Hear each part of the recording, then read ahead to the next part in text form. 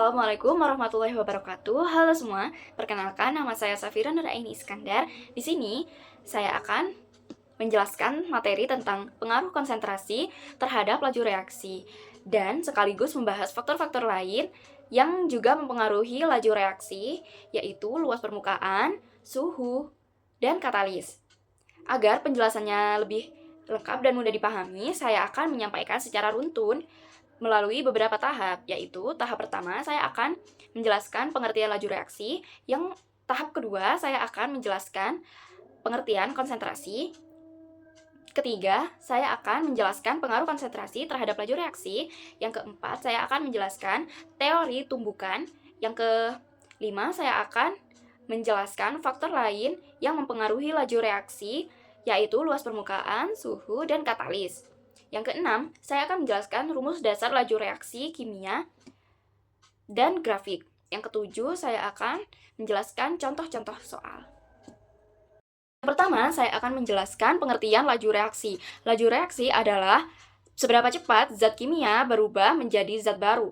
Nah, dapat dinyatakan dalam seberapa cepat reaksi berkurang atau seberapa cepat produk bertambah dalam rentang waktu tertentu. Nah, konsep laju reaksi ini membuat kita membandingkan mana sih yang lebih cepat reaksinya dan mana sih yang lebih lambat.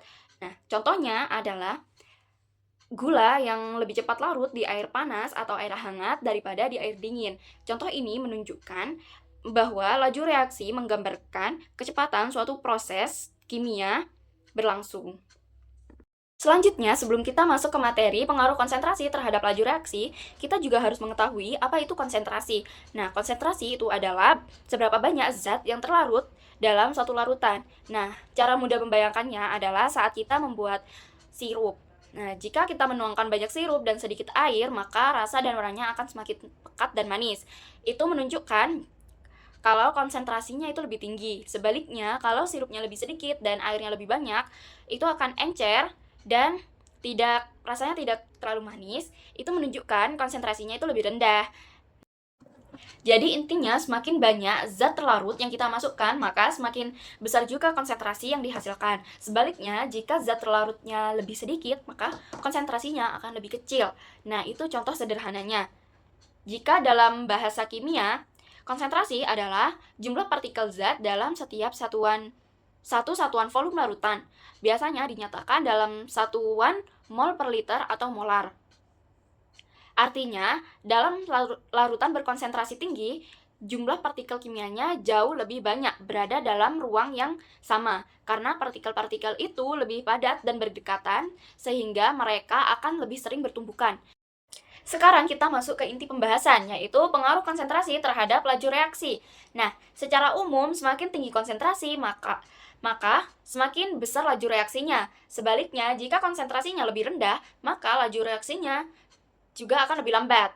Pertama, kita harus memahami dulu bahwa reaksi kimia hanya bisa terjadi jika partikel-partikelnya itu saling bertumbukan. Nah, tapi tidak semua tumbukan itu akan menghasilkan reaksi.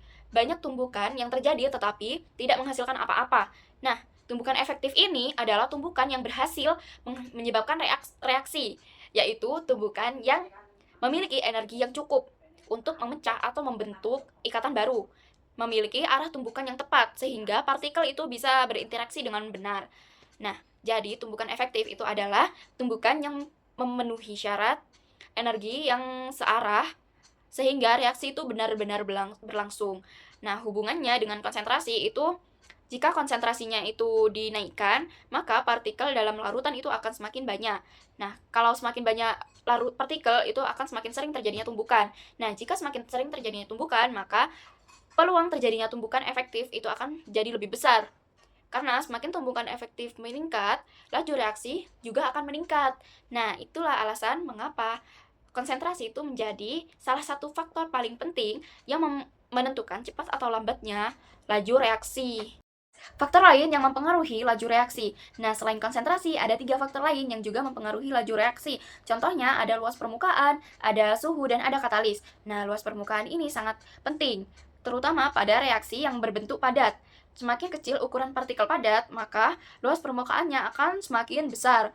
Nah, semakin besar luas permukaannya, maka semakin banyak bagian zat padat yang bisa bergesekan atau bertumbukan dengan partikel lain.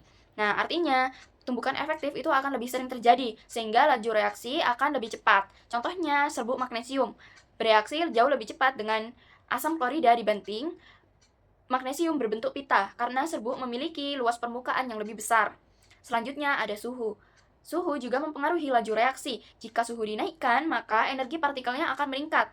Kecepatan gerakannya meningkat, tumbukan akan lebih sering dan lebih kuat. Peluang tumbukan efektif bertambah. Karena itu, suhu yang lebih tinggi membuat reaksi berlangsung lebih cepat. Contohnya itu adalah memasak. Panas mempercepat perubahan kimia pada makanan. Selanjutnya ada katalis. Katalis adalah zat yang mempercepat reaksi tanpa ikut habis. Nah, katalis ini bekerja dengan menurunkan energi aktivasi, yaitu energi minimum yang diperlukan untuk terjadinya reaksi. Dengan energi aktivasi ini yang lebih rendah, partikel itu akan lebih mudah menghasilkan tumbukan yang efektif. Contohnya ada enzim dalam tubuh. Berfungsi sebagai katalis biologis, enzim mempercepat reaksi pencernaan hingga reaksi dapat terjadi pada suhu tubuh yang relatif rendah. Nah, selanjutnya kita ke rumus dasar. Di rumus dasar ini ada dua, yaitu perubahan konsentrasi produk per satuan waktu dipakai saat zat itu terbentuk. Nah, yang kedua ini perubahan konsentrasi per reaksi per satuan waktu. Nah, dipakai saat zat habis, dipakai atau berkurang. Nah, di sini ini ada konsentrasi produk per konsentrasi waktu. Yang ini min konsentrasi per reaksi per konsentrasi waktu. Di sini ada HCl plus Mg menjadi MgCl2 plus H2. Untuk HCl plus Mg ini adalah per reaksi, karena zatnya habis dipakai atau berkurang untuk menghasilkan ini. Untuk MgCl2 plus H2 adalah produk, karena zat tersebut terbentuk dari HCl plus Mg. Nah, lalu di sini ada dua contoh soal. Yang pertama, konsentrasi gas O2 bertambah dari 0,4 molar menjadi 0,7 molar dalam 15 detik. Hitung laju pembentukan O2. Karena konsentrasinya bertambah, maka ini termasuk produk. Ini rumusnya, kita pakai rumus ini. Jadi, cara menyelesaikannya adalah kita menghitung perubahan konsentrasinya dulu.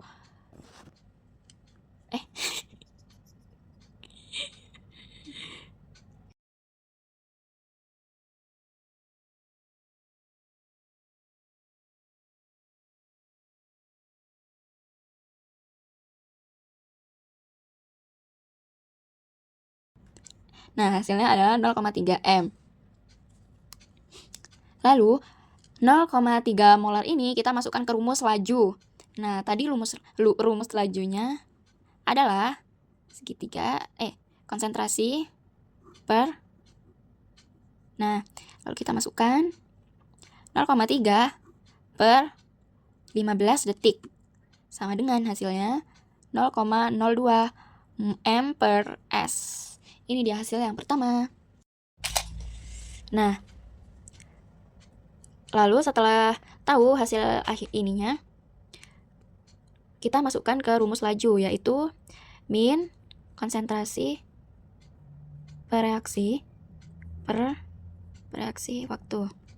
Nah, kita masukkan ininya. Min 0,4 per waktunya di sini ada 20 detik. Sama dengan 0,4 per 20. Karena min ini dengan ini jadi plus. Sama dengan 0,02 M per S. Nah, selanjutnya ada grafik konsentrasi fase waktu. Nah, Y di sini adalah konsentrasi dan X-nya ini adalah waktu. Pertama, grafik reaksi. Nah, grafik reaksi ini selalu menurun dari kiri ke kanan. Di awal reaksi, garisnya turun dengan curam. Tuh, karena bereaksi masih banyak dan reaksinya berlangsung dengan cepat. Tetapi, lama-kelamaan garisnya itu akan menjadi landai. Karena jumlah reaksi semakin sedikit hingga laju reaksinya itu akan menurun. Nah, selanjutnya itu ada grafik produk. Di grafik produk itu selalu menanjak dari kiri ke kanan. Awal reaksi garis naiknya pelan karena produk baru sedikit terbentuk. Kemudian garisnya itu naik dengan lebih curam saat reaksi berada pada laju yang sangat cepat. Dan bagian akhir garis akan melandai lagi kalau reaksinya itu melambat menjelang selesai. Dari semua penjelasan yang tadi, kita dapat simpulkan bahwa laju reaksi menunjukkan cepat atau lambatnya reaksi berlangsung. Konsentrasi sangat mempengaruhi laju reaksi karena partikel yang lebih banyak membuat tumbukan lebih sering terjadi. Teori tumbukan menjelaskan bahwa reaksi hanya terjadi jika tumbukan efektif terjadi. Terdapat faktor lain yang juga mempengaruhi laju reaksi, yaitu luas permukaan, suhu, dan katalis. Rumus dan grafik laju reaksi membantu kita mengukur dan memahami perubahan konsentrasi terhadap waktu. Sekian dari saya, kurang lebihnya mohon maaf jika ada salah kata dari penjelasan saya ini, mohon dimaklumi dan dimaafkan. Wassalamualaikum warahmatullahi wabarakatuh.